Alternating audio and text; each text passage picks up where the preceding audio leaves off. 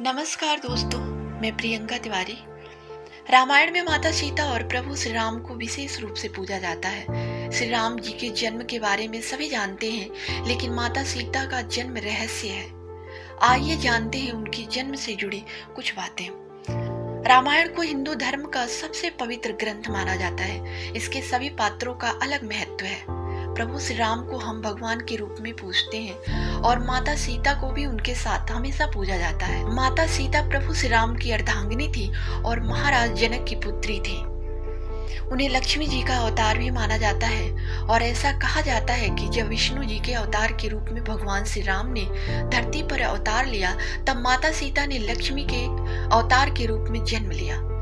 उनकी महिमा ऐसी है कि आज भी प्रभु श्री राम से पहले देवी सीता का नाम लिया जाता है। यदि हम माता सीता के जन्म की बात करें तो आज भी उनके जन्म को लेकर कई कथाएं प्रचलित हैं। सीता जी का जन्म एक रहस्य ही है। उनके जन्म से जुड़ी बातों को पता लगाने के लिए हमने ज्योतिर्विद पंडित रमेश भोजराज द्विवेदी जी से बात की। आइए जाने माता सीता के जन्म से जुड़े कुछ रहस्यों के बारे में। पौराणिक कथाओं के अनुसार माता सीता भगवान जनक को जमीन के नीचे मिली थी। महर्षि वाल्मीकि जी रामायण के अनुसार राजा जनक के समय में एक बार मिथिला राज्य में अकाल पड़ गया।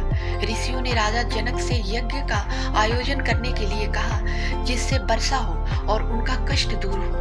यज्ञ की समाप्ति के अवसर पर राजा जनक अपने हाथों से हल लेकर खेत जोत रहे थे। तभी उनके हल का नुकीला भाग, जिसे सीत कहते हैं, किसी कठोर चीज से टकरा और हल वहीं अटक गया। जब उस स्थान खुदाई हुई तब एक कलश मिला, जिसमें एक सुंदर कन्या थी।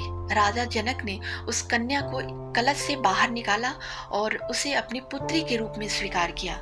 जनक की पत्नी उस समय निसंतान थी, इसलिए बेटी को पाकर वो अत्यंत प्रसन्न हुई। क्योंकि हल के उस हिस्से से टकराकर माता सीता मिली थी, जिसे सीत कहा जाता है, इसलिए ही उनका नाम सीता रखा गया। वहीं जनक पुत्री के रूप में उन्हें जानकी कहा गया। यदि माता सीता के जन्म की बात करें तो एक और प्रचलित कथा है जिस पर शायद ही यकीन हो। दरअसल रामायण के अनुसार रावण ने कहा था कि यदि उसके हृदय में अपनी पुत्री से विवाह की इच्छा उत्पन्न हो तो उसकी पुत्री ही उसकी मृत्यु का कारण बने।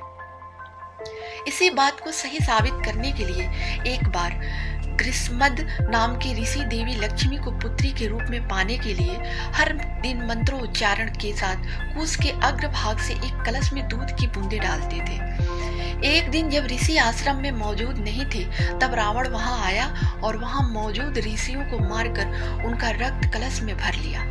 इस कलश को रावण ने अपने महल में छिपा दिया। उस समय रावण की पत्नी मंदोदरी उस कलश को लेकर बहुत उत्सुक थी।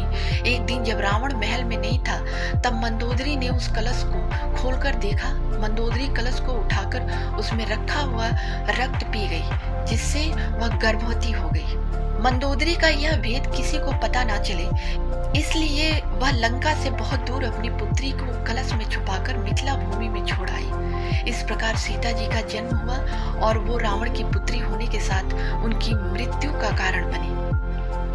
देवी सीता के जन्म की तीसरी कथा वेदवती नाम की एक ब्राह्मण कन्या से संबंधित है, जिसका उल्लेख ब्रह्म वैवर्त पुराण में मिलता है। इस कथा के अनुसार एक समय वेदवती भगवान विष्णु को पति के रूप में पाने के लिए तपस्या कर रही थी।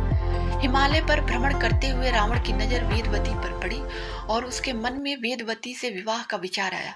वेदवती रावण से बचने के लिए ऊंचाई से कूद गई और मृत्यु के समय वो रावण को श्राप दे गई कि आगे के समय में वो पुनर्जन्म लेकर रावण की पुत्री बनेंगी और उसकी मृत्यु का कारण बनेंगी। माता सीता का जन्म हुआ तब अपनी मृत्यु के भय से रावण ने उसे धरती पर एक कलश में रखकर गाड़ दिया।